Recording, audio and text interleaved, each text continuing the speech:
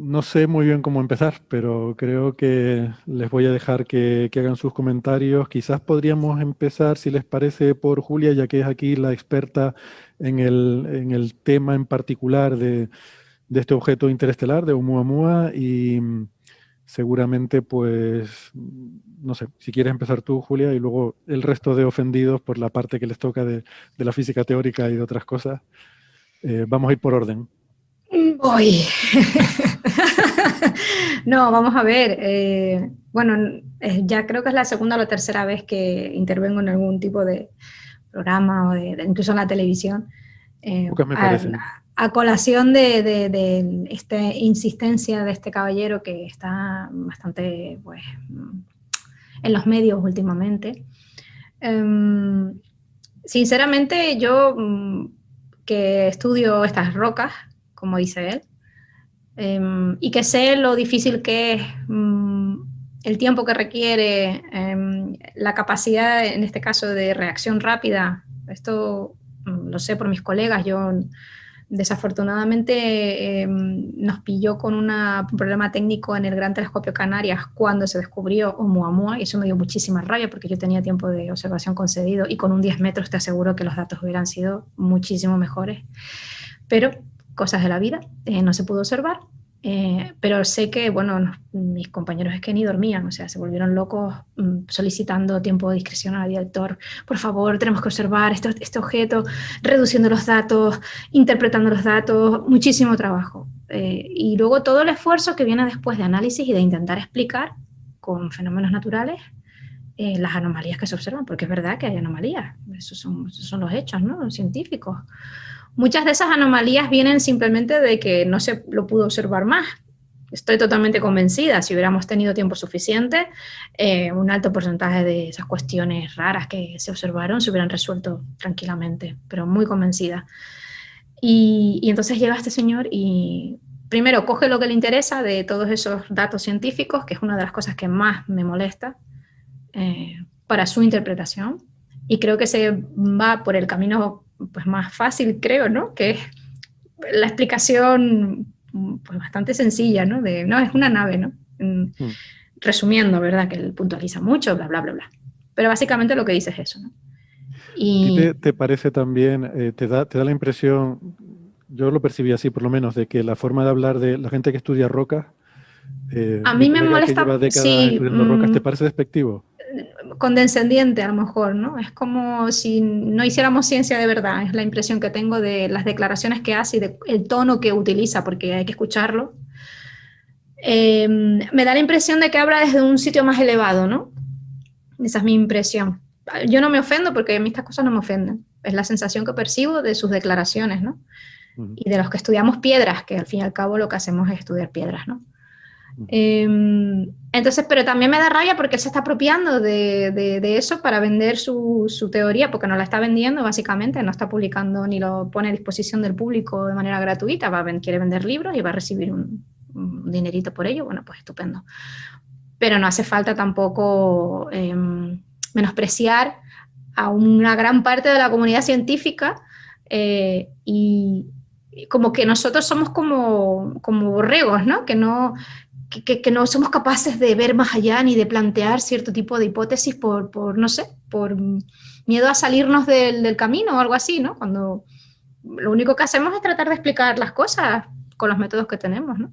Ujú. De hecho, a este señor se le publicó un artículo Sí. en Astrophysical Journal, que pasó un referato, ¿no? Lo vieron dos investigadores y esa hipótesis que él planteó en ese primer artículo quedó ahí plasmada en un artículo científico. O sea, nosotros le damos cabida y le damos opción a que plantee esa hipótesis y que, bueno, si la puede explicar con física, pues adelante.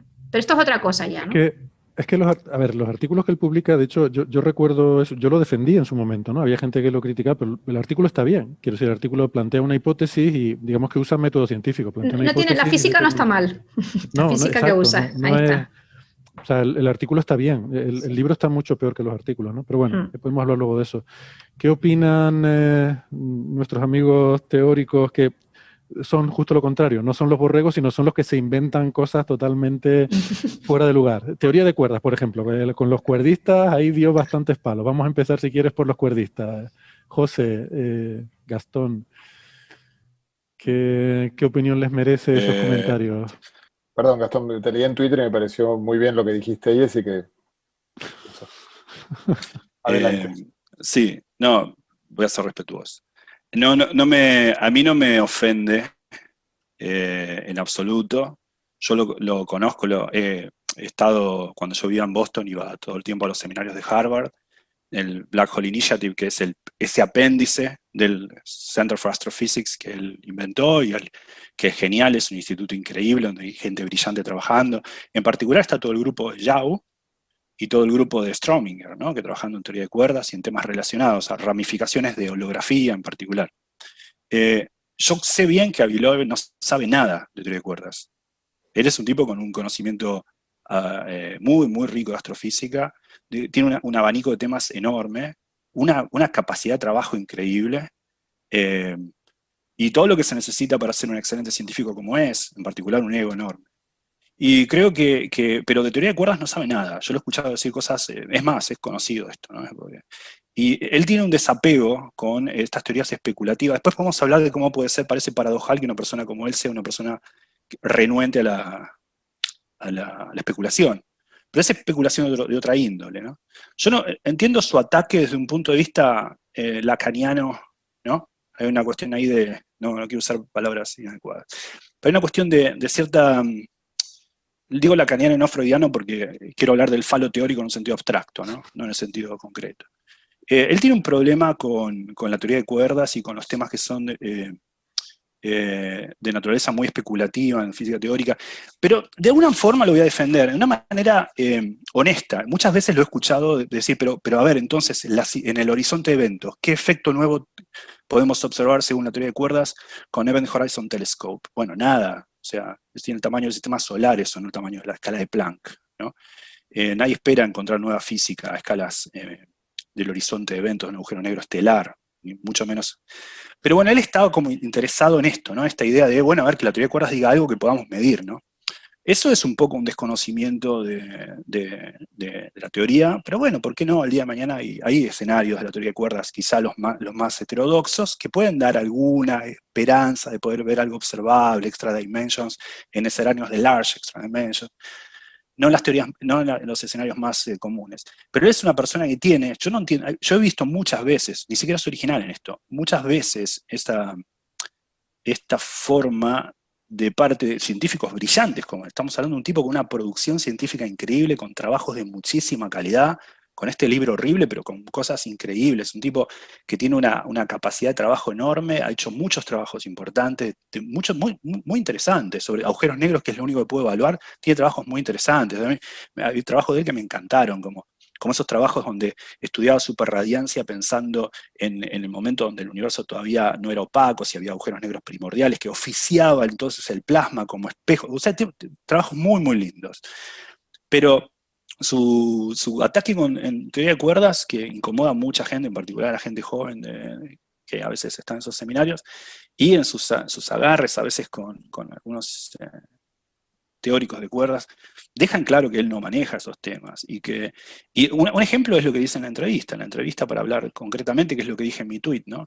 Él dice algo tan feble como argumento, como decir, la gente, fíjense la manera en que lo dice, nosotros no, somos arrogantes por sentarnos a pensar en un cuarto hablando de anti de Sitter, usando fancy mathematics, ¿no? Usa todas cosas así como que no hace falta hacer la cam para darse cuenta que un poco de envidia tiene con algo.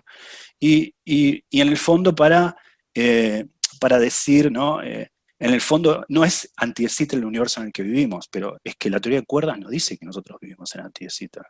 Es un desconocimiento profundo de lo que está diciendo, o lo que podría ser peor, no es un desconocimiento, entonces es un ataque deshonesto, que no creo que sea el caso, yo creo que es más ignorante que deshonesto en este aspecto. Esa es mi opinión sobre lo que dice, por eso uno no se siente ofendido, porque el tipo no está entendiendo.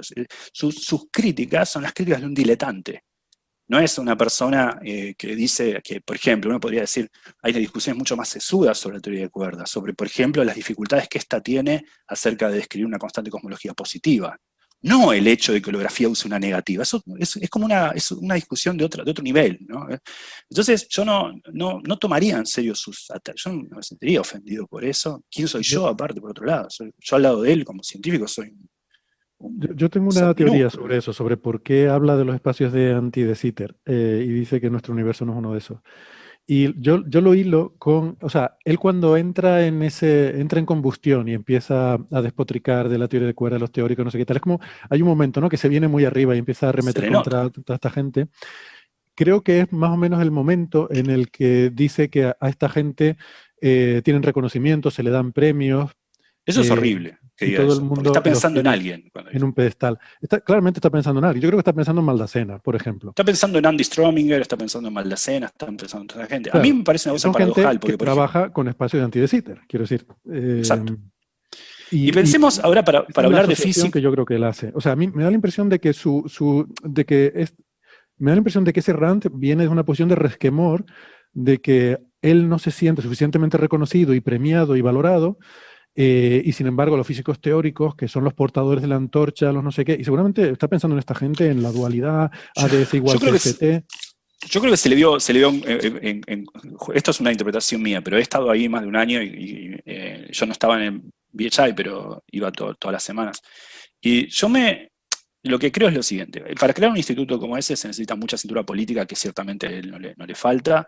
Hawking fue a la inauguración y juntó gente del calibre de la gente que Shepard Donovan, que luego, o sea, la vio venir, ¿no? Años antes de Horizon Telescope diera la foto de M87 estrella. Andy Strominger, Yao, estamos hablando de un Phil Medal, ¿no? Esa gente. Pero claro, eso se le juega en contra. Yo creo que él era el director de la división de altas energías, no sé cómo se llama, del CFA, y de repente ahí está al lado de Andy Strominger. O sea, debe ser... pero hay una cosa paradojal para hablar de ciencia y no tanto de lo que es... Notemos que el trabajo de Strominger, uno puede estar de acuerdo o no, hay gente que justamente es parte del debate científico, ¿sí? Ideas como Kerr-CFT o esas ideas que tienen su origen en la holografía, pero luego fueron aplicadas a astrofísica y de manera concreta. Los tipos escriben papers en los cuales dan cuenta de fenómenos observacionales que uno podría ver usando la descripción de teorías conformes en un agujero negro extremal. O sea, como por ejemplo GRS 1915-105.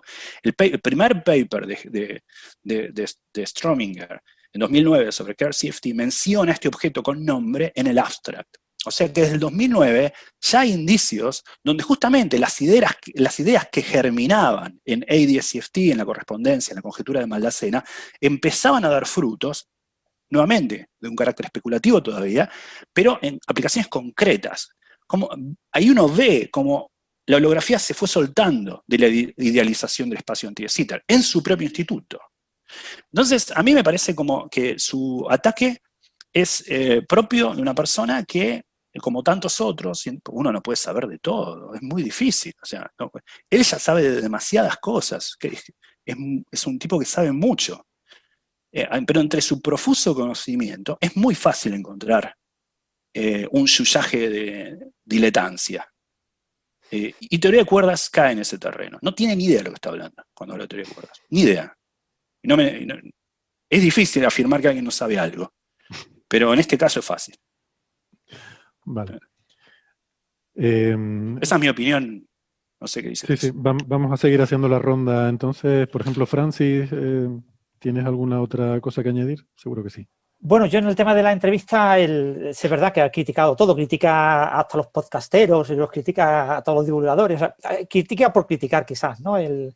No sé si... Sobre eso, alguien me dijo, y luego pensándolo, creo que tiene razón, porque bueno, hacemos la broma de que yo estoy ahí y hago podcast, pero él no sabía que en la presentación que hace Javi no dice que no menciona Coffee Break ni nada, ¿no? O sea, que él probablemente no...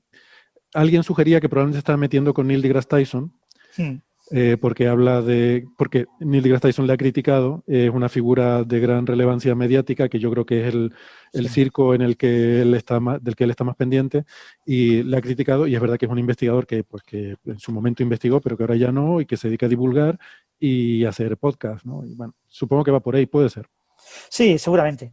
Pero bueno, en general, yo más que centrarme en el tema de la entrevista, me centraría también en el tema, que no olvidemos el tema del libro, ¿no? El libro, en mi opinión, no es un libro sobre Oumuamua. Es decir, Oumuamua es algo completamente accidental y casi, aunque se menciona de manera reiterada en varias ocasiones, como no os cuenta nada, es que no cuenta nada de Oumuamua. O sea, prácticamente, y lo poco que cuenta, como ha comentado Julia, es cherry picking, es tomar las ideas trivialmente rebatibles que él ya ha rebatido en un paper, ¿no? Él ha publicado 6 papers aceptados en revistas con revisión por pares en los últimos años sobre Oumuamua y comenta como muy de pasada esos resultados. A mí me hubiera gustado, por ejemplo, que detallara sus comentarios, que se hubiera informado de verdad de qué se ha estudiado de Oumuamua, porque es que a él le importa un comino lo que se haya hecho sobre Oumuamua por el resto de los investigadores. Lo único que le importa es lo que él ha hecho, ¿no? Y en ese sentido la yo creo que... referencia da un poco de vergüenza, son todas autorreferencias Sí. de sus papers y alguna otra suelta por ahí de cosas que ha hecho otra gente, ¿no? Sí, en ese sentido yo creo que este libro es una autobiografía, no es un libro sobre Oumuamua. Y es una autobiografía que se decora con la idea... Pues espera, un libro que se titula Extraterrestre y tú nos dices que es autobiografía. Claro, Bueno, Gastón, por el papelito otra vez. Acordaros de La partícula de Dios. ¿Habéis leído el libro La partícula de Dios? Oh, yeah. Es una autobiografía del autor. De hecho, escrita por un negro, entre comillas, por un especialista en escribir autobiografías de grandes científicos, ¿no? No es un libro sobre el bosón de Higgs, La partícula de Dios. Y este libro igual, Extraterrestre, no es un libro sobre Oumuamua, es un libro sobre Avi Loeb, que te cuenta pues su infancia, su sí. mujer, sus hijas, te cuenta cómo llegó a Estados Unidos, cómo se movió por Estados Unidos desde que hizo el doctorado con Bacall, el famoso físico de los modelos del Sol, etcétera. O sea, te cuenta su vida y te va contando sus artículos. Yo soy tan listo que una vez trabajé en tal, otra vez hice algo de Big Bang, hice algo de... Pero a nivel técnico nunca comenta nada, siempre lo deja todo como muy completamente en el aire, ¿no? Muy diciendo, bueno, como esto no lo va a entender nadie, porque a mí nadie me entiende, y decora toda esa autobiografía con una especie como leitmotiv de su vida, ¿no? Su vida es ser antisistema y ir más allá, y gran parte de su futuro en su vida se ve como gran líder de esos proyectos del Starships y todo este tipo de proyectos de llevar velas solares a buscar señales de posible vida en Próxima Centauri, ¿no? Perdona, a mí es que esto siempre me ha hecho mucha gracia, esto de ser antisistema y ser el líder de un montón de cosas y uno de los más prestigiosos y reputados y no sé qué, y de los que parten el bacalao, ¿no? Pero no y además sentirte marginado, esa parte, o sea, que además hable como si fuera un marginado. Sí, la verdad es que ya están buscando como que le tomemos cariño, ¿no? Cuando vas leyendo el libro, ya te digo, a mí el libro no me ha gustado en el sentido de que me hubiera gustado que se dedicara a Oumuamua, ¿no? Y que nos comentara en detalle cada uno de sus artículos y que presentara, pues, yo que sé, algunos cálculos de servilleta, ¿no? El cálculo que pone en el artículo que puede que sea difícil de explicar, ¿no? Al propio autor del cálculo, con sus postdoc, probablemente no le sea tan difícil explicar el cálculo en palabras llanas. Pero bueno, que no explique el cálculo, pero por lo menos que coja un calculito de servilleta. Pero es que gran parte de las afirmaciones que hace son absolutamente falsas. Es decir, si tú me dices que Oumuamua en un sitio tiene una forma y 20 o 30 páginas más tarde me dices que tiene otra y no me justificas por qué de repente has cambiado de qué forma tiene, no, es que ahora es que estoy hablando de otro artículo que yo escribí y en ese otro artículo yo decía que tenía esta otra forma. Bueno, pues ya está, pues muy bien, pero eso al lector le puede confundir muchísimo, ¿no? Entonces yo creo que Oumuamua es una excusa para hablar de su vida, de lo listo que es y para anticiparnos que va a escribir otros libros. Pero un libro sobre su vida no le interesa a nadie, pero un libro sobre extraterrestres y que las naves nos visitan va a vender como churros. Y yo insisto, luego hablaremos de la parte de Oumuamua, que yo estoy indignado de verdad, o sea, desde que lo leí me ha dejado alucinando. Hay cosas que se dice que son falsedades, ¿no? Pero bueno, por seguir la ronda, José, tu opinión general. Bueno, yo como dijo Gastón, es medio redundante, mucho de lo que... Si él no lo hubiera dicho, lo habría dicho yo, creo que casi con palabras. Lo bueno es que como no les pagamos por venir, pues les daba igual que vinieran los dos. Claro, o sea, éramos baratos. De hecho, me sale más hacer un comentario psicológico y otro científico. O sea, el psicológico, claramente, que Gastón lo dijo de manera clarísima, o sea, o sea, este hombre necesita eso, que le digamos, pidámosle a todos los oyentes de Coffee Break que lo inundemos de correo diciendo que lo apreciamos, que es muy listo, y que nada, que siga, o sea, esta gente que se define, digamos, la teoría de cuerdas tiene un montón de aspectos criticables, interesantes, como para que cada vez que aparece una crítica a la teoría de cuerdas, sean las que hacen Avi Loeb, o Sabine Hossenfelder, o Liz Molin, todos los cuales son gente muy intelectualmente válida. No son todos iguales, creo esto, pero sí son toda gente que realmente no son, son muy listos, como se dice en España. Pero que los puede el resentimiento que tienen. O sea, se sienten marginados, a pesar de que muchos de ellos, Avi Loeb fue director de un centro y es un tipo que, no sé, profesor en Harvard, o sea, es bastante, está en las antípodas de alguien marginado, totalmente en las antípodas. Sin embargo, se ve que envidia la forma en la cual él verá que son adulados otras personas a las cuales él se quiere parecer. Yo creo que eso se trata, creo que también él tiene un sueldo para poder afrontar una terapia en la cual pueda resolver eso y vivir. Mandan al psicólogo ya. Pues de verdaderamente tiene mucho. O sea, muchísima gente no tiene lo que él tiene. Es un tipo exitoso, un gran científico. También en su carrera, digamos, de política científica, si se quiere, ha sido director de centro, influyente, ahora es escritor. No sé, ¿qué necesita? O sea, ¿para qué tiene que criticar a Neil deGrasse o criticar sin nombrarlos, no además? O a Andy Strominger o a Maldacena, o sea, por un lado.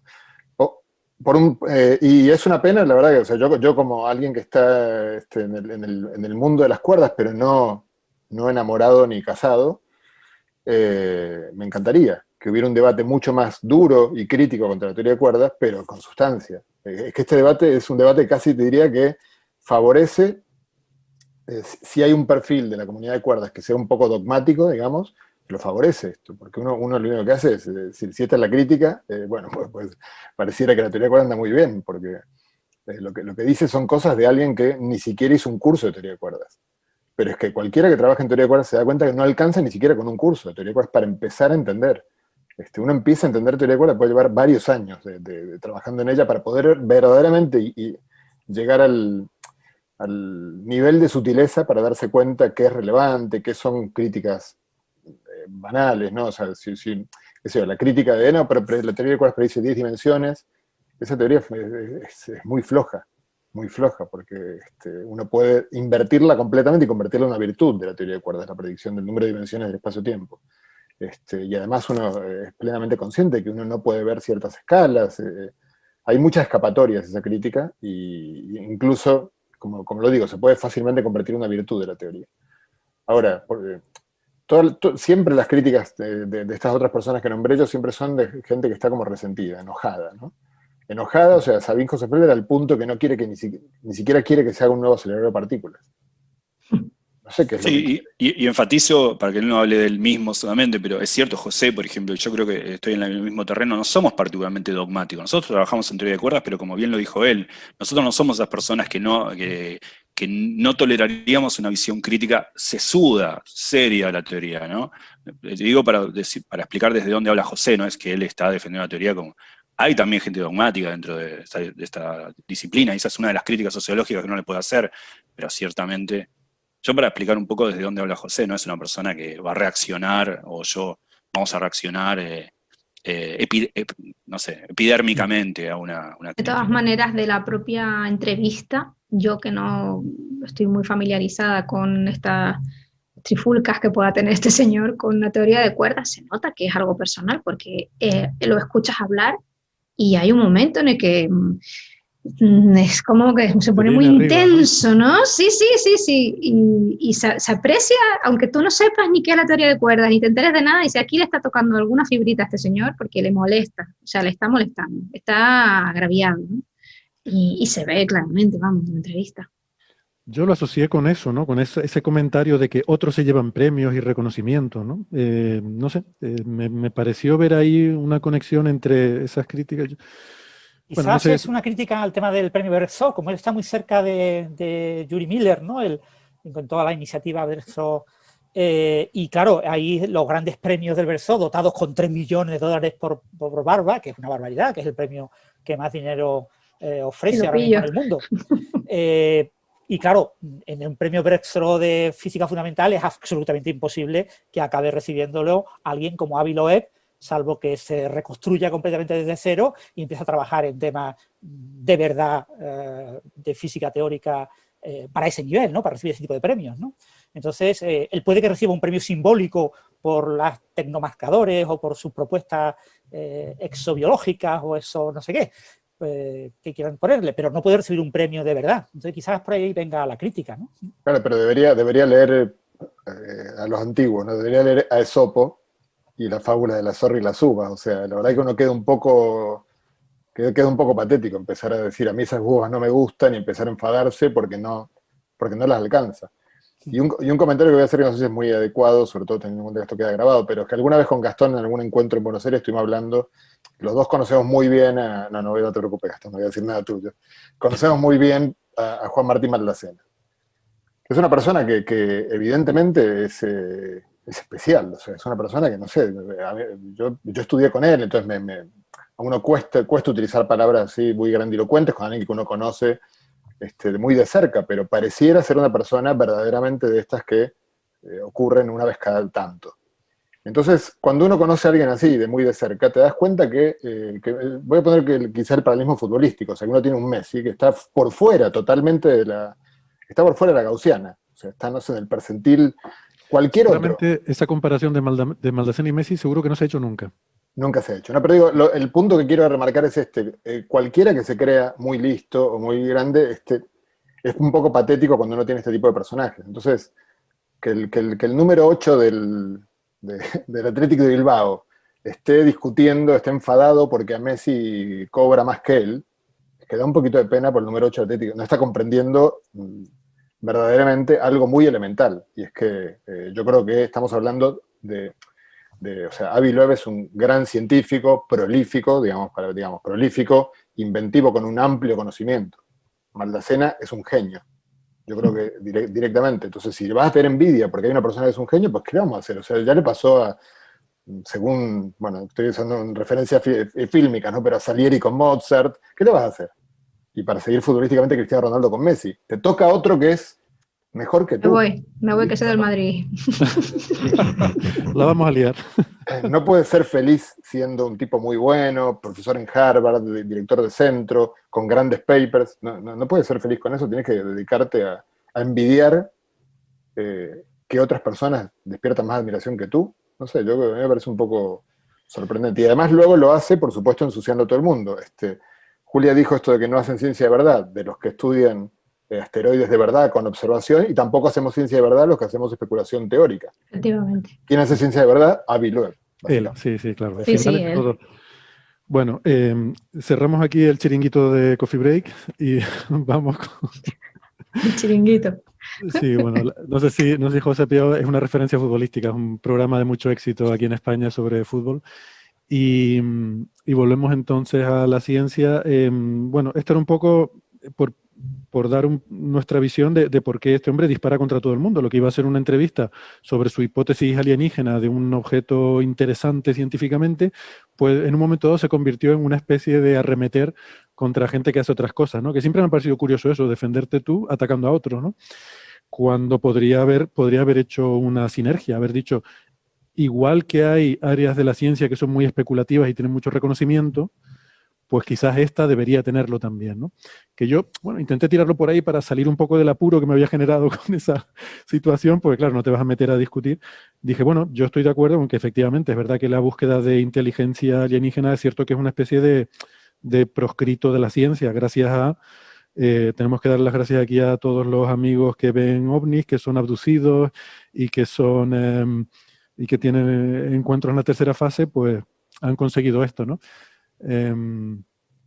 Pero sí que es cierto que eso yo creo que está cambiando y que bueno, lo que uno tiene que hacer es hacer investigación seria, no empezar a arremeter contra otra gente que hace una investigación muy buena.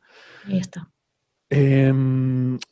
Yo además empiezo a tener una sospecha con esto. Yo originariamente cuando él empezó a publicar esos papers, como él está en la iniciativa Breakthrough y publica muchas cosas, aquí en Coffee Break y vamos a tener cierto cachondeo en un momento dado porque de cualquier cosa él sacaba un articulito, una letter corta con 2 cuentitas de servilleta para, digamos que conectarlo con algo de SETI o de inteligencia alienígena.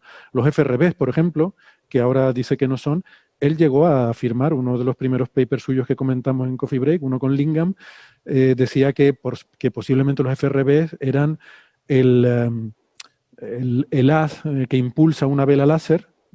Empezamos a ver cierta fijación con las velas láser, pero bueno, es su martillo, ¿no? Todos son clavos. Pues decía que los FRBs probablemente eran una especie de haz para impulsar velas láser como la de Starshot, pero de otras civilizaciones, y que nosotros veíamos de vez en cuando nos pasaba el haz y lo veíamos, ¿no? Es solo un ejemplo. Son, en fin, cuentitas muy, muy sencillas que hacía, ¿no? Para hilar cualquier cosa muy desconocida, con cosas que tuvieran que ver con inteligencia extraterrestre. Lo cual también es un flaco favor a todo el campo, porque no da una impresión de investigación seria, sino parece un poco casi que de estar jugando con las cosas, ¿no? Y bueno, ese ha sido un poco su modus operandi, ¿no? Y luego con Oumuamua, pues también, siguiendo ese modus operandi, empezó a plantear la hipótesis extraterrestre. Como decía yo al principio, lo defendí porque, bueno, el paper está bien, el paper realmente no dice cosas que no sean ciertas, el paper no hace cherry picking, sino presenta unas cuentitas sencillas plantea, bueno, ¿y si Oumuamua fuera una vela? Bueno, pues si fuera una vela, pasaría esto, pasaría lo otro, y vale, pues eso está bien. ¿Qué necesitarías para tener esa aceleración que se observa? Y hace de hecho asume varias cosas también, que se hace mucho. Eso lo hacemos los investigadores, porque no tiene los datos, asumimos que, vale, pues muy bien, ¿no? Te sale. Y se publicó, eso es lo que a mí me da rabia también, hombre, que se publica y nosotros le damos, por supuesto, es un científico y si lo que estás planteando, además él lo ponía en esos artículos como una posibilidad. Esto es una posibilidad, que no se puede descartar. Muy bien, pero no es la posibilidad, o sea, no lo vendas como que es así, ¿no? Es una nave, ¿no? Perdona. ¿Cómo que es una nave? ¿Qué indicios tienes que es una nave? No tienes indicios tú tampoco. Demuéstralo. Él en esta entrevista, él no dice, no, en esta no. No llega a decir claramente que sea una nave, sino que bueno, que es una posibilidad que hay que plantear y tal. Yo he visto otras entrevistas en las que dice que sí, y me surge la duda entonces. De hecho, tú solo preguntaste sí. que se mojara. Tu pregunta iba en plan, bueno, ¿hasta qué punto tú realmente crees que esto es así, ¿no? Y no dijo, y no contestó. No. Y no se iba a mojar. Y entonces, yo juntando cosas, la impresión que llego a tener es que él sabe que los medios de comunicación van a hacer el trabajo por él. Él no necesita mojarse, porque sabe que si tú lo dejas suficientemente ambiguo, los titulares y los comentarios en medios de comunicación ya sabes cómo van a ser. Es cierto que en algunas entrevistas sale diciendo explícitamente que él sabe que una nave nos ha visitado, que los extraterrestres están aquí. Hay titulares en los que dice, profesor de Harvard dice que los extraterrestres están aquí, lo cual realmente, insisto, para toda esta horda de abducidos y de gente que quiere saltar el Área 51 y tal, pues realmente les da de comer. Entonces, claro, tengo la duda de si realmente lo ha dicho o si lo ha dejado suficientemente ambiguo como para que el periodista lo coja, ¿no? Creo que él es muy hábil. Y ahora voy a volver al libro, a la parte en la que habla de Oumuamua, porque él hábilmente, no sé si hábilmente o vilmente, vamos a pensar que hábilmente, porque, claro, por eso se llama hábil loe, porque es hábil, eso en hebreo hábil loe quiere decir hábilmente. Dice que deja caer las cosas, da información sesgada, da solo partes de algunos papers, cosas que no se saben pero sobre las que hay discusión, que se están debatiendo. Él coge el dato que le interesa y con eso genera una impresión. Entonces, claro, a mí me sorprendió que amigos que tengo que son científicos que leyeron el libro y dijeron, oye, pues la verdad es que es convincente lo que dice, ¿no? Es razonable pensar que tal. Y ahora lo entiendo, es porque lo que él te cuenta, si tú no has seguido la historia, si tú no has leído los papers, y es difícil, todo es imposible porque hay muchísimos papers, pero bueno, más o menos, si has ido leyendo los papers, pues te das cuenta de que lo que está diciendo en el libro es una visión muy sesgada y que hay falsedades. Bueno, hay, vamos a decirlo así, hay cosas que no son ciertas que se dicen en el libro. Pero esas cosas no las dicen los papers. Es lo que me hace sospechar de que aquí hay una especie de doble rasero. O no sé si es que los referís le obligan a ser más rigurosos que en los un papers. paper no puedes, claro, es que vamos a ver, Claro, esto no está puedes fiarte mucho de filtrado, la tienes piscina. 2 revisores y no se comunican entre sí y son independientes y no van a pasar bastante que pasó que se dejara abierta esa posibilidad, o sea, para que veas qué honestos somos los científicos. Y por eso me da rabia que nos presuponga eso, ¿no? Como que estamos ciegos, ¿no? A oscuras, ¿no? Así, con las orejeras, ¿no? Y no vemos más allá. Oye, perdona, Sí. estamos Sí, dando pero cabida antes de eso, a tu hipótesis absurda, por otra parte. me iba a lanzar a cosas concretas del libro, pero antes Me voy calentando. me acordé que quería hacer otra cosa antes de carácter general. Él en la entrevista parece que está diciendo algo muy razonable, porque claro, se dedica a decir cosas en las que podemos estar de acuerdo. Oye, no, es que la búsqueda de inteligencia extraterrestre es importante. Pues sí, estoy de acuerdo. Oye, no, es que el oxígeno ha estado en la Tierra no sé cuánto tiempo y antes no había oxígeno. Digo, bueno, sí, estoy de acuerdo con eso. Pero los biomarcadores no es solo encontrar oxígeno, es encontrar oxígeno y CO2 y metano, o Claro. ozono, o sea, es una combinación, no solo oxígeno. Entonces, de nuevo, también ahí hace argumentos que se llaman de hombre de paja, es decir, te pongo un argumento que es una sobresimplificación de la realidad y entonces ataco esa sobresimplificación. Como si ese hombre de paja, es decir, los astrónomos están buscando oxígeno, qué tontos los astrónomos. Oiga, mire usted, no es así, es que está usted... Sí, en es que fin, también nos deja que, manipulando un vamos, poco. Sí, eso, hombre de paja. Y al final lo que él parece argumentar es decir, no debemos descartar la posibilidad de que Oumuamua sea artificial y hay que investigarlo, dando la sensación de que los demás no queremos investigar eso, que queremos darle carpetazo, que no se hable más de Oumuamua. No queremos que se hable más, y es que no es eso. El problema es que de Oumuamua tenemos los datos que tenemos y no vamos a tener más. Ya no va a haber pero más. eso no es así, ¿eh? Luego vino Borisov, perdona. Sí, lo sé. Sí. Y, Claro. y todo, y se ha publicado muchísimo de comparativa con Oumuamua, se han puesto los datos en común, o sea, cuidado, es que también, Sí. No, y seguirá habiendo publicaciones, efectivamente, pero quiero decir que datos de Oumuamua no no, vamos ya a no tener vamos más a tener porque no más. se va a mandar una misión de intercepción, que sería teóricamente posible alguna, pero es un disparate.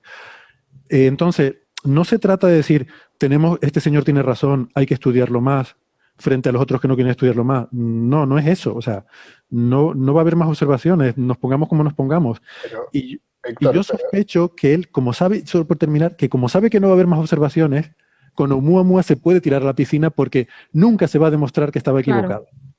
Mientras que con las otras cosas que yo le preguntaba, por ejemplo, la señal BLS1, él dice que no de mala manera, porque para mí es más interesante la señal BLS1 que Oumuamua, pero claro, la señal esa probablemente algún día se podrá demostrar lo que era, porque se podrá seguir estudiando y descubrir que era una interferencia o lo que fuera, pero Oumuamua no se va a poder demostrar.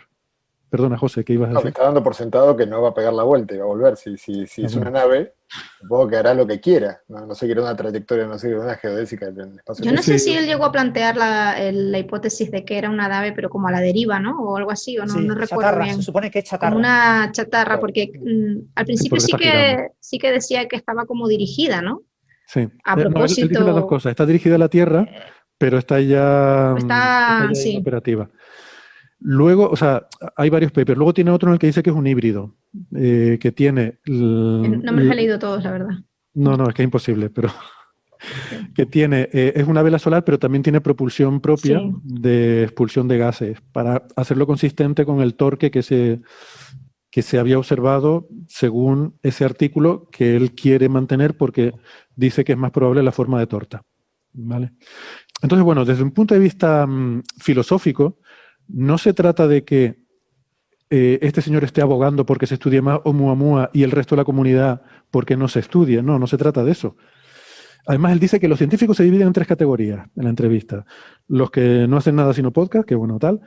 Los que dicen nunca son aliens, que es verdad que los hay. ¿Para qué vamos a decir que no? Hay gente que es dogmática y que no tienen prejuicios.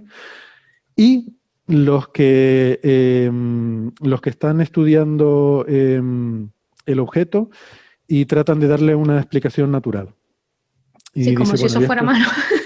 Como si eso fuera malo, ¿no? Claro, es que hay que intentar ver qué es lo que es, ¿no? Y estudiar, yo creo que todas las posibilidades. Eso tiene un nombre, lo que él dice, que es, ¿cómo es? Física, se llama. Sí, sí, sí. Gracias, Gastón. Pero esa clasificación, lo que me hizo gracia de esa clasificación es que está él solo en un bando y el resto del mundo en otro, ¿no? Que siempre, no sé, esas cosas suelen ser síntoma de que te tienes que mirar a ti mismo, ¿no? El Cuando crees problema lo que... puedes tener tú más bien, ¿no? Sí, a lo mejor el problema lo tienes tú. Porque no es cierto que los científicos sean dogmáticos en contra de la búsqueda de inteligencia extraterrestre. Si es que, vamos, nos encantaría encontrarla, ¿no? Y el que lo encuentre se llevará un premio Nobel, vamos, y muchas más cosas. Eh, pero, pero a ver, hay que hacerlo con seriedad. Hay que hacerlo con seriedad. Y estas cosas yo creo que no ayudan. Entonces, que tú lo plantees como hipótesis, está bien. Ahora, en el libro dice cosas que no son ciertas. Por ejemplo, si quieren nos metemos un poco en eso o quieren que sigamos algo más con los temas más generales. Vale. A mí lo que me pareció más flagrante, tiene un capítulo que se llama Anomalías, en el que describe las anomalías de Oumuamua, que según él dijo en la entrevista eran 6. ¿Vale? Pues yo me puse a mirar ese capítulo de anomalías y no vi 6, porque no las ponía listadas y numeradas. Vi un par de ellas, que son más o menos las que todos tenemos en mente, la forma y la aceleración no gravitatoria. ¿De dónde sacas 6? Pues eso lo dijo en la entrevista. Bueno, pues resulta que él tiene un artículo en Scientific American, un artículo de divulgación, que se titula Las 6 anomalías de Oumuamua. ¿Vale? Y ahí sí las numera y pone que son 6. Por darles una idea, ¿sabes cuál es la primera anomalía de Oumuamua? La primera anomalía, de las 6 anomalías que llevan a Loeb a concluir que es una nave, seguro. Bueno, pues la primera anomalía es que él hizo un calculito de servilleta hace 12 años sobre el número de objetos interestelares que debería haber. Y llega a la conclusión de que no deberíamos observar ninguno con la tecnología actual. Entonces, como no debería haber ninguno y observamos Oumuamua, eso ya es una anomalía. Vamos a ver. ¿Y quién habla aquí de los que se sientan a especular y desprecian la evidencia empírica? La evidencia empírica es que hay uno. Y tu calculito de servilleta que hiciste hace 12 años, suponiendo que todas las estrellas son como el sistema solar, te decía que no debería haber ninguno. Pues tío, pues entonces está mal tu cálculo.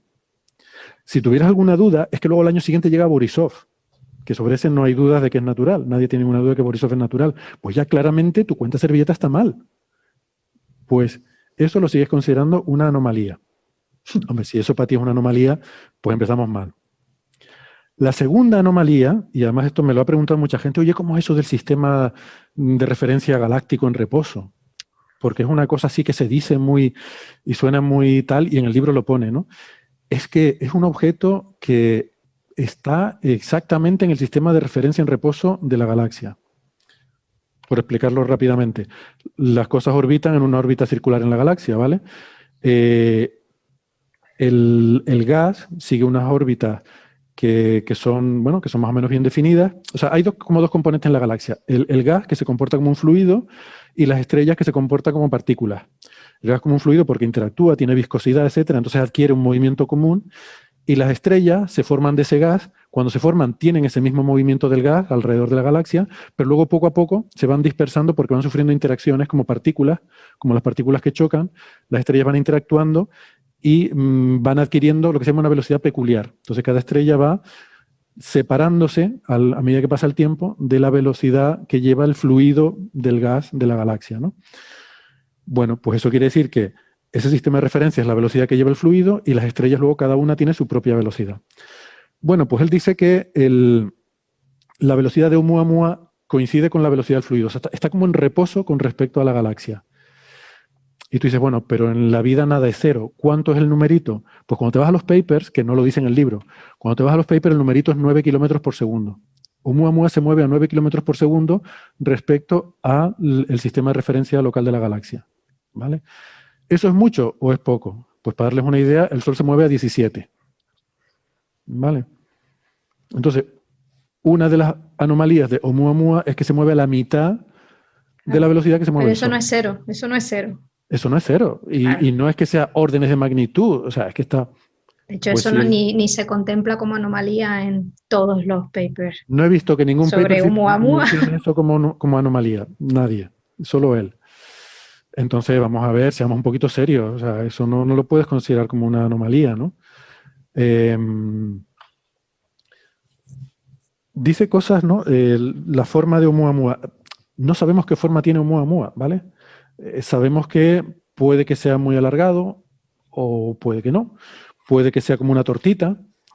En cualquier caso, él hace, y aquí es donde digo que dice falsedades. Mira, leo textualmente. En el libro dice que la geometría de Oumuamua es varias veces más alargada que cualquier cometa o asteroide del sistema solar. Y luego más abajo dice en otro sitio, debéis saber que todos los asteroides detectados en el sistema solar tienen proporciones, tienen ratios de 3 a lo sumo. Mientras que Oumuamua tiene 6. Pongamos, ese es un poco el... Si quisiéramos coger un poco el consenso, podemos imaginarnos esa forma alargada 6 veces más largo que ancho. Ese es un poco... Sí. Eso, insisto, es incierto, pero esa sería un poco más o menos la idea mayoritaria a día de hoy. Bueno, pues él dice que ningún asteroide, ningún objeto conocido del sistema solar tiene esas propiedades.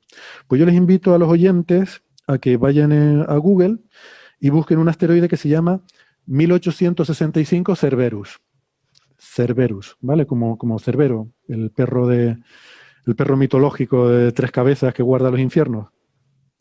Que no confundir con... Hay una luna, creo que de Plutón, que se llama Kerberos. No es Kerberos, sino Cerberos, que tiene la misma etimología, pero... Bueno, pues busquen ese asteroide para que vean qué pinta tiene. Y luego hablamos, ¿no? Es un asteroide muy alargado y que tiene una forma pues, que se parece mucho a la pinta que nos ponen por ahí de Oumuamua. Entonces no es cierto que no lo tenga. Oumuamua tiene unas peculiaridades, como dice Julia, que tienen a la gente intrigada. Y esas peculiaridades, todas ellas las hemos visto en algún otro objeto del sistema solar. O sea, Oumuamua es raro, pero no es tan raro que tenga algo que no hayamos visto nunca antes. ¿Vale? Entonces, la cuestión aquí es entender qué queremos decir por raro, porque si le dices a la gente que es raro, pueden pensar que es raro alienígena. Y yo digo, tú imagínate que yo llego a casa y digo, mira, acabo de venir del mercado y vi un tío rarísimo. Pero ¿cómo de raro? Digo, mira, pues era negro, de piel negra, tenía ojos verdes y el pelo lacio. Tú dices, bueno, vale, no es habitual, pero he visto gente de piel negra, he visto gente de ojos verdes y he visto gente con pelo lacio. Es cierto que esa combinación de los tres, bueno, pues que es peculiar. Ahora, ¿es alienígena? Yo veo un tío negro con ojos verdes y pelo lacio y pienso que es alienígena. Digo, hombre, pues a lo mejor no. O sea, no puedo demostrarte que no lo sea, pero antes pensaré pues que, bueno, que es alguien, digamos, poco común, con una apariencia poco común, y a lo mejor hasta me puede interesar, me puede parecer interesante. Oye, ¿por qué esta persona tiene esta apariencia? ¿Sus padres cómo serán? ¿Sus tal? Pero es que además hay que pensar que a lo mejor no lo vi bien, ¿sabes? Porque, claro, de Oumuamua, como digo, las observaciones que tenemos son muy malas. O sea, a lo mejor el tío lo vi de lejísimos y me pareció que tenía ojos verdes, pero mi tía que estaba conmigo, ella vio que los tenía negros. Entonces no lo tenemos claro, estamos ahí discutiendo si eran verdes o negros. Y el pelo, la verdad es que llevaba gorro, entonces no tengo muy claro, me pareció que era lacio, pero a lo mejor era rizado, ¿no? Pues esto es Oumuamua, ¿vale? Entonces, has visto un tío con un aspecto un poco peculiar y hay alguien que dice, no, es alienígena, seguro, ese tío es alienígena. Y la comunidad científica dice, hombre, es un tío peculiar, vamos a ver si... Un ser humano. Sí, a lo mejor es un ser humano un poco, con una apariencia poco habitual, ¿no? En fin. No sé, yo es que, como tampoco es la primera vez que vamos descubriendo cosas que pensábamos que no podían estar y existen y pasan, pues yo te digo que yo estoy metida en misiones y vamos a piedras y dices tú, otra piedra, otra misión, no, es que cada una que visitamos nos da una sorpresita porque sí, porque bueno, no es lo mismo acercarte a ver un asteroide ahí in situ que verlo desde tierra, ¿no? Y como dices tú, los datos de Oumuamua, ¿por qué no habla del espectro de Oumuamua? Eso tiene una composición y unos colores del sistema solar. O sea, no nos ha llamado la atención, no tiene nada de particular. Claro, lo que es natural no lo comentas, ¿no? Claro. Los periodos de rotación también. De hecho, no tiene nada raro. En el libro dice que es muy brillante, lo cual es falso también. Dice que es anómalamente brillante. No, si no se puede determinar bien el albedo. O sea, sabe, claro. porque no lo sabemos, porque estamos limitadísimos. O sea, vamos a ver, esta piedra la pillamos yéndose. Y la pillamos, menos mal que la pillamos. O sea, y corrimos lo indecible para observarlo. Pero es que estaba debilísima y no se le pudo. Mira la diferencia con Borisov, que lo pillamos accediendo al sistema solar, llegando, y le hemos observado, vamos, por todos los frentes, por activa, por pasiva. O sea, está estudiadísimo ese objeto. Entonces, Oumuamua no, pero Borisov sí es natural, ¿no? Sí. Que además, fíjate, dice, lo de decir que es muy brillante lo dice para dejarte la impresión de que puede ser metálico. Claro, claro. Pero no dice que, como tú dices, hemos visto el espectro, hemos visto que es rojizo, ¿vale? Tiene el espectro típico de cientos de miles de asteroides que observamos en nuestro sistema solar. Pero muy típico, ¿eh? O sea, tal cual. No tiene nada de anómalo. Eso para empezar. Y la forma es que necesitas observar un objeto durante mucho tiempo y con buena calidad para que tú puedas hacer un modelo de forma de ese objeto. Tú haces unas estimaciones, asumes un elipsoide triaxial, ¿no? Una especie de papa, si quieres. Y con esa suposición estudias cómo se reflejaría la luz del Sol si estuviera rotando de tal manera para que se ajuste a tu curvita de luz, ¿no? Lo que tú obtienes, tu variación que estás viendo realmente, que depende de muchísimas cosas. Y pues tan pocos datos tenemos que puede ser tanto un cigarro como un pancake, no me fastidies, hombre, si no puede haber nada más diferente que esas dos cosas, porque nos faltan datos, si es que no siento mucho lo que hay. Y me olvidé, mencionaba Cerberos, 1865 Cerberos como forma de cigarro y como forma de pancake, pues miren ese objeto que se llama Rokod, que antes se llamaba Ultima Thule, que lo visitó la sonda New Horizons, y cuando llegó nos encontramos con que era planito como una torta. Era como dos cosas pegadas, una bolita pegada arriba y un disco, la de abajo, muy plano. De hecho, también se usó la misma analogía, es decir, parece un panqueque, es como una tortita. Y ahí sí que estamos viéndolo bien. Y ahí lo estamos viendo. Y con mucha resolución y con mucho detalle. O sea, que esas formas las hemos visto en el sistema solar. Salió un paper también el otro día en el que decía que la relación de aspecto, el cuento de alargado sí. Depende también de la composición superficial. Efectivamente. Y de cómo sea, y que como no lo sabemos, pues claro, si tú asumes que tiene composición típica de cometa el sistema solar, te sale a lo mejor ese 6:1, con la rugosidad, con las sombras y demás. Hay mucha incertidumbre y por eso te pueden salir cosas tan diferentes como un pancake y un cigarro, por eso insisto. Y todo eso con su barrita de error y su incertidumbre asociada, que lo mismo que es un 6:1 es un 4:2, porque claro, tienes ahí un error del copón, con perdón. Entonces, una pregunta, pues, Julia, si puedo, sí. Entonces, digamos, con el nivel de incertidumbre que hay en las observaciones y teniendo en cuenta que en principio no vamos a poder mejorarlas, ¿tú subrayarías alguna anomalía de Oumuamua o ninguna? La principal anomalía que se observa es que tiene una aceleración, que eso sí se ha medido, que es típica de objetos que tienen actividad cometaria, que sufren ese tipo de aceleración por este outgassing, ¿no? Estos hielos que son eyectados y eso imprime una aceleración que no es la componente simplemente gravitacional, sino que tiene una aceleración extra típica de los cometas. Y sin embargo, cuando lo hemos observado, no hemos visto en las imágenes pues las típicas partículas de polvo y un objeto extendido, ¿no? Con una colita o una coma. No lo podemos ver. También las detecciones están muy al límite, porque estaba muy débil, con lo cual ahí hay mucho rango de incertidumbre, ¿no? De hecho, hay alguna publicación que de manera tentativa parece que puede haber aquí una detección de un poco de extensión en el objeto, pero estamos al límite de los datos, ¿no? Esa es la que yo destacaría, con esa me quedo. Lamentablemente no lo hemos podido observar más.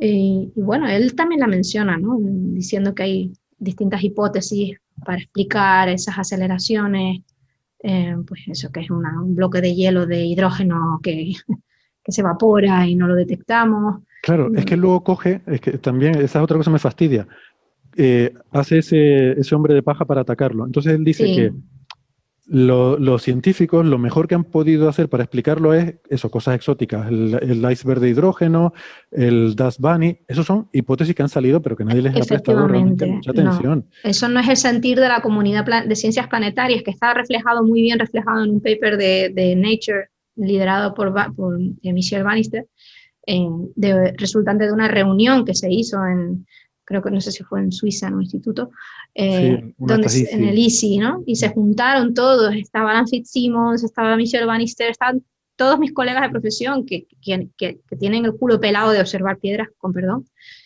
y eso no es la aplicación más plausible que se puede, pero ni mucho menos. Ese señor lo ha cogido porque le ha interesado poner ese ejemplo tan absurdo para echar porquería encima. Pero ni mucho menos se baraja eso, porque es muy poco probable que tengas un trozo de roca de hidrógeno viajando por el espacio, vete a saber el tiempo. No, O sea, de hecho, una de las cosas que dice que es que puede haberse fragmentado en la entrada al sistema solar, ¿no? De un objeto más grande y que eso se puede haber generado esa forma. De hecho, la forma que se quedaría como una especie de astilla o un trozo sería más parecida a un cigarro que a un pancake, pero ahí él se queda con que es un pancake. Entonces esa no cuadra, porque como la forma es un pancake, pues esa posibilidad no. Perdona, Sí. pero sí puede ser. No lo sabemos y hay muchas cosas. Tampoco sabemos cómo afecta a un objeto, un planetesimal de este tipo, ese viaje a través del medio interestelar durante tanto tiempo. ¿Entiendes? ¿Qué tipo de erosión puede sufrir por impactos de partículas cargadas, etcétera, ¿no? Eso está ahí expuesto al medio interestelar. No lo sabemos tampoco, ¿no? O interacción con otras estrellas, no sé. No lo sabemos, ese es el problema, ¿no? No sabemos su historia, ¿no? Claro. Una cosa, cuando estaba antes hablando de la velocidad relativa al fluido galáctico, digamos, que dije que eran esos 9 kilómetros por segundo, es que olvidé mencionar que eso tiene que ver también con cuánto de joven o viejo sea digamos, el sistema cuando se formó. Porque, como digo, cuando las estrellas se forman, como se forman del gas, siguen la misma velocidad que tiene el gas. Y luego, según van envejeciendo, las interacciones con otras estrellas las perturban fuera de esa velocidad. Entonces, esa velocidad es un poco una medida de edad, lo que se llama de la edad dinámica del objeto. Y en base a eso, pues se ha estimado que esos 9 kilómetros por segundo pues serían lo que correspondería a una edad dinámica de unos 2.000 millones de años. Sí, 10 elevado a... No me acuerdo el numerito, pero está por ahí en algún paper. Sí, más o menos, sí. Él también, otra cosa que me fastidia, dice sobre eso, ¿no? De que no se observan gases de emisión. Dice que ni el satélite SOHO ni las ondas estéreo, que son de observación solar, detectaron agua, emanaciones de agua.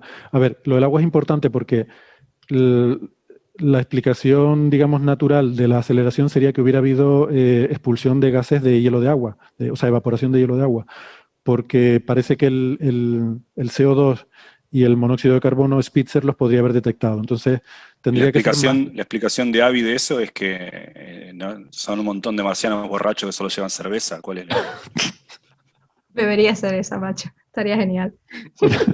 Me gustaría más no que... puede observar cerveza. Hay que mandar un satélite al espacio que detecte cerveza. Y bueno, pues que lo que decía es que esos observatorios solares que han descubierto muchos cometas no vieron esa observación. Pero se le olvida decir que en el paper de SOHO específicamente dice que si bien no observaron emisión de agua, sus observaciones serían consistentes con que la emisión, que por otra parte también es lo que se observa de la trayectoria, la aceleración hubiera comenzado después del paso por el perihelio, porque estos satélites están mirando al Sol, entonces solo van a ver el objeto justo cuando está muy cerca del Sol, solo lo ven en el perihelio. Y lo que se piensa es que la aceleración comienza después del paso por el perihelio, que es lo que uno esperaría, que yo creo que las dos explicaciones más razonables al final, porque la gente lo tenga claro y no creo que no lo hemos dicho hasta ahora, es que o es una nave espacial o es algún planetesimal, alguna roca, como dice el Loeb, que ha perdido su hielo externo, no tiene hielo externo y por eso no presenta actividad cometaria, que sí que tiene dentro, es rico en hielo de agua, y que al pasar por el perihelio alguna fragmentación, algo se rompió, algún trozo de la corteza se desprendió y dejó expuesto parte de ese hielo que hubiera interior, ese material que hubiera interior que no había estado expuesto antes. Y eso ya pasa en objetos del sistema solar. Eso ya pasa en asteroides que están en el cinturón de asteroides y que no deberían tener actividad de tipo cometario, ¿vale? Y de repente se activan. Y se los llamamos main belt comets, cometas del cinturón de asteroides. Y están más lejos que el paso de Oumuamua por el Sol, está más lejos del Sol. Y hay propuestos diferentes mecanismos, pero estamos descubriendo nuevos tipos de objetos transicionales, objetos que están en órbita y deberían mostrar actividad cometaria y no muestran actividad cometaria. Y también creemos que por esa recurrencia de pasajes cerca del Sol se van cubriendo de un manto de polvo tan gordo que al final es que ya no emiten, ¿no? Ya no es capaz ese agua, ese hielo de atravesar esa corteza de polvo que se forma. El sistema solar está lleno de objetos muy exóticos y muy extraños y cada vez descubrimos más cosas. O sea, es que tampoco es nada que no hayamos visto o que pueda explicarse, como bien dices, Héctor, ¿no? Incluso las formas. Vamos descubriendo cosas, ¿no? Y con esto de los asteroides, pues mucho, ¿no? El asteroide que visitó ahora la sonda OSIRIS-REx de NASA, Bennu, del que no teníamos ningún tipo de constancia de actividad cometaria desde Tierra, resulta que una vez que estamos allí con la nave, empezamos a observar eventos de eyección de partículas todo el rato. Partículas, partículas, partículas. ¿Y qué pasa aquí? Si aquí no detectamos hielo, no detectamos nada, bueno, pues ahora tenemos que explicarlo, ¿no? Es lo de evidencia de ausencia o ausencia de evidencia. Si tú lees el libro de Loeb, parece que dice, es que aceleró, pero no expulsó gases. Bueno, no observamos que expulsara gases. No quiere decir que no los haya expulsado, solo que no los hemos visto. Claro. Pero es que recordemos que Spitzer no vio a Oumuamua, Spitzer no lo veía. Entonces, bueno, en fin. Mi conclusión, yo no diría que puedo decir seguro que no es una nave o una vela solar. No lo puedo demostrar, ni que es ni que no es. Pero lo único que digo es que me parece mal que él lo presente como que es, y además tal como te lo describe en el libro, deja una impresión equivocada al lector. No le da al lector las herramientas para formarse su propia opinión, sino que le da las herramientas que él quiere darle para que, bueno, en fin, para que se quede con esa opinión. Para terminar, lo que quiero decir es que hay más evidencias a favor de que es un objeto de tipo natural que a favor de que sea una nave alienígena. Ya está, ahí lo dejo. Siendo políticamente correcta. Ahora ya me voy a Twitter y me desahogo, sí. Me troleo un poco. Créate una cuenta, te creas una cuenta falsa, la llamas No Soy Julia. Me creo una cuenta falsa. No soy Julia, de León y soy Oumuamua. Y vengo a contaros la verdad en Twitter. Exacto. Sí, bueno, sí. Eso, ¿habrá cuenta de Oumuamua en Twitter? Si no, hay que crearla. Los de OSIRIS-REx hicieron una cuenta como si la nave en Twitter tuviera, ¿no? Sí. Twitter, la nave iba contando las cosas que hacía, ¿no? Eso estuvo muy divertido.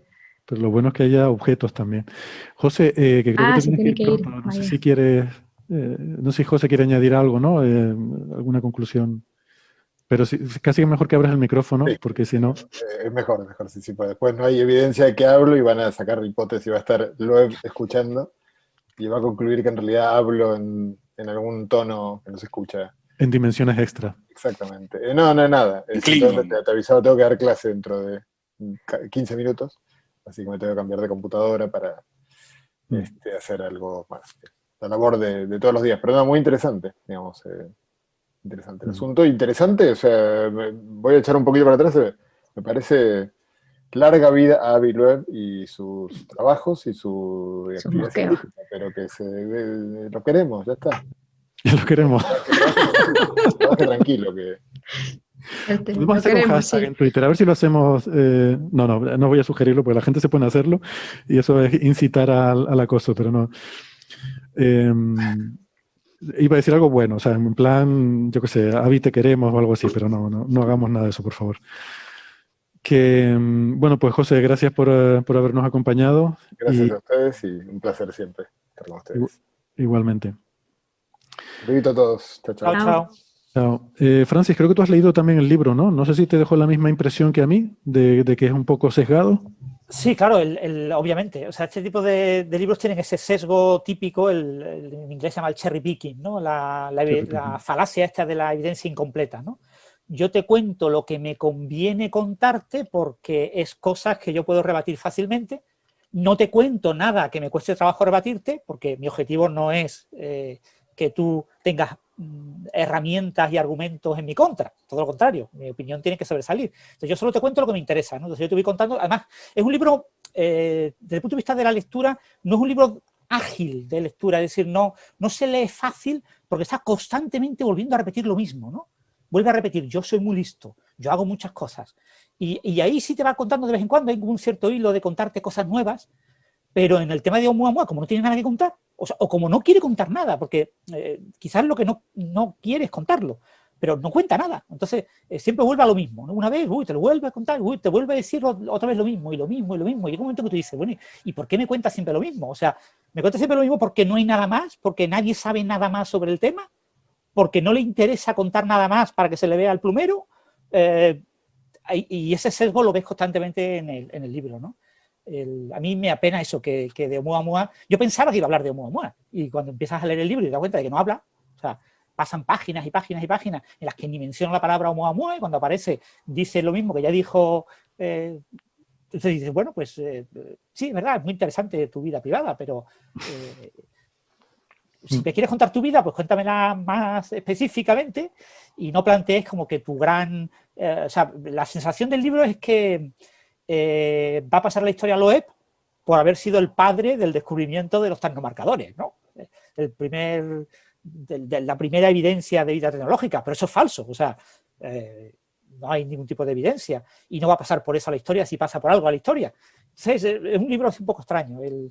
Y ya digo, yo tengo una sensación de decir, a ver si escribo algo en mi blog, alguna reseña en el blog o no la escribo, ¿no? Porque en realidad el libro, en mi opinión, es una biografía, una autobiografía del autor, más que un libro sobre tecnomarcadores o sobre búsqueda de vida tecnológica, de señales de vida tecnológica en el espacio, algo por el estilo. Y Oumuamua es una cosa como muy colateral, ¿no? Como un buen leitmotiv para contar algo. La excusa. Es una excusa, pero bueno, ya te digo, yo mencioné antes a mí me recuerda muchísimo a eso, a La partícula de Dios, ¿no? El libro de Leo Lederman y Teresi. Bueno, no me acuerdo del otro autor, los otros muy famosos, no me acuerdo el nombre, que es realmente el que lo escribió.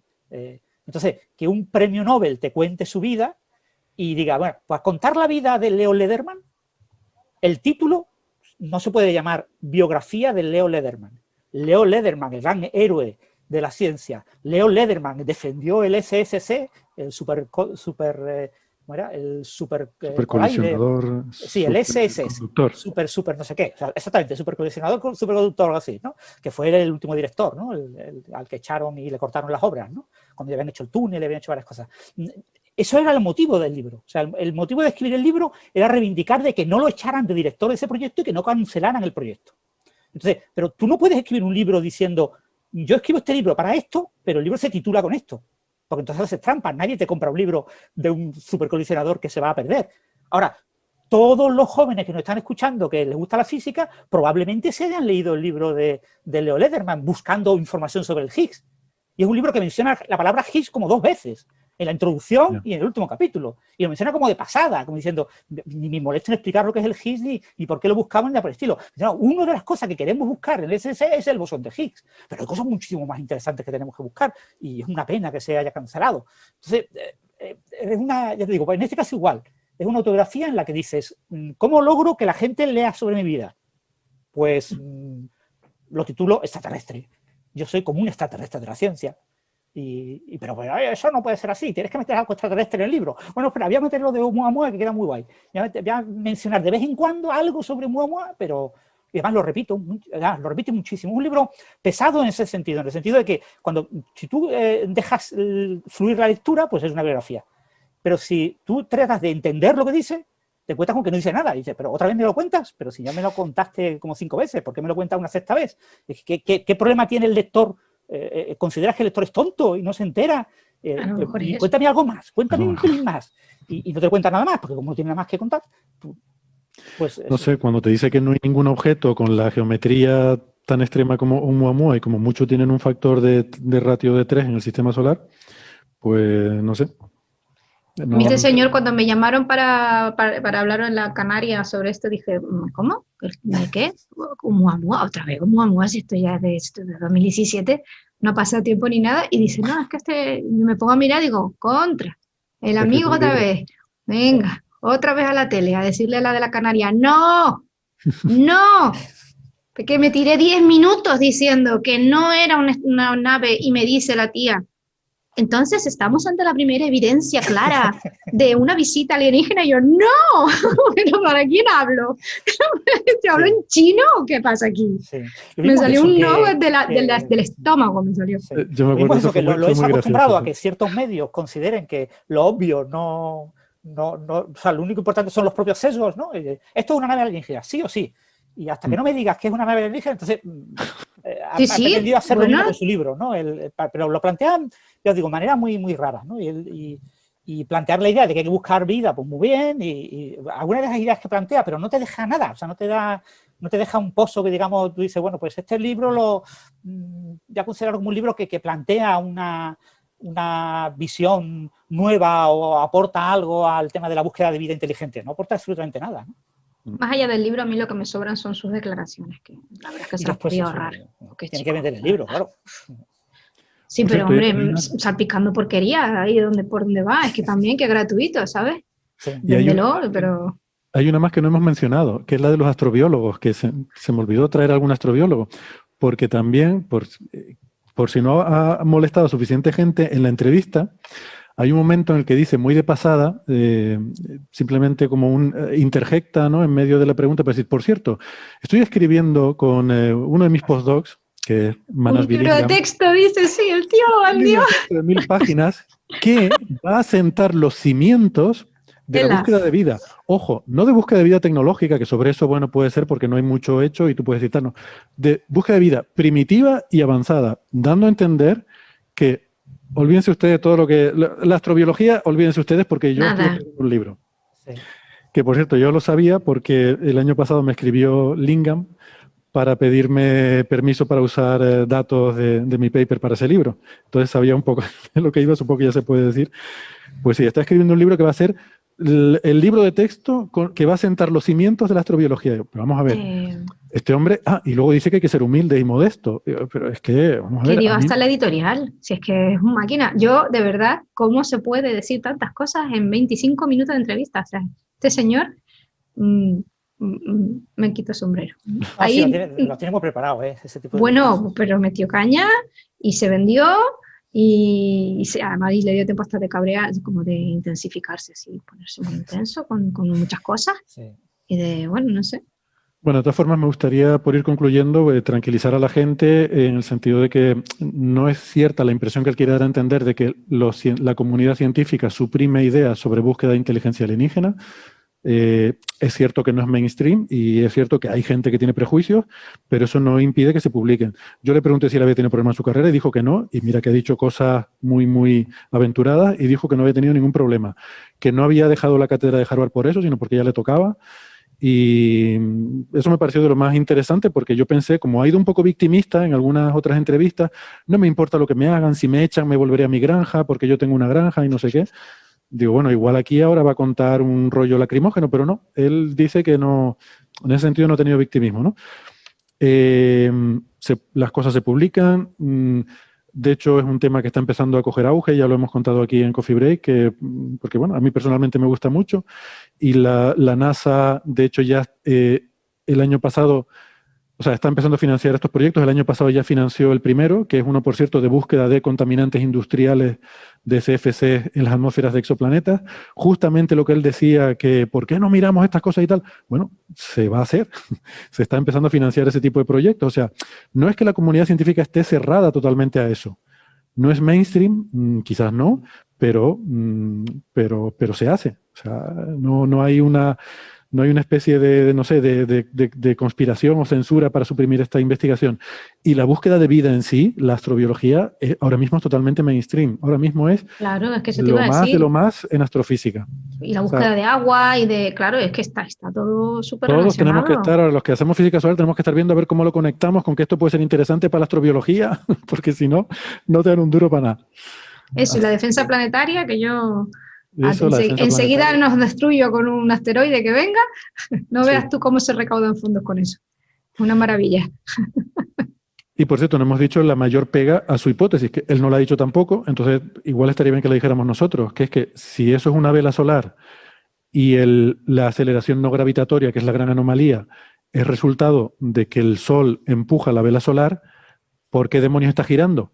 Si está girando, no debería funcionar la vela solar. O sea, una vela la tienes que poner de cara al viento, ¿no? Eso está recogido en el paper que te digo de Sí. Nature, de esta gente que se reunió. De Nature Astronomy, sí. Sí. Es una de Pues las eso no principales- sale en el libro, ese argumento, ¿no? Ujú. O sea que no... Es no uno de queda los claro. principales argumentos en contra de esa posibilidad que se plantea. Sí, sí, sí. En fin, ¿queda algún palo por dar? ¿O ya nos hemos quedado a gusto? No, vale.